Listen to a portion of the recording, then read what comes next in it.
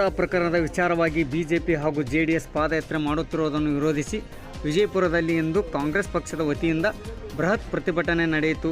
ವಿಜಯಪುರ ನಗರದ ಶ್ರೀ ಸಿದ್ದೇಶ್ವರ ದೇವಸ್ಥಾನದಿಂದ ಪ್ರತಿಭಟನಾ ಮೆರವಣಿಗೆ ಆರಂಭಗೊಂಡು ಜಿಲ್ಲಾಧಿಕಾರಿ ಕಚೇರಿವರೆಗೆ ನಡೆಯಿತು.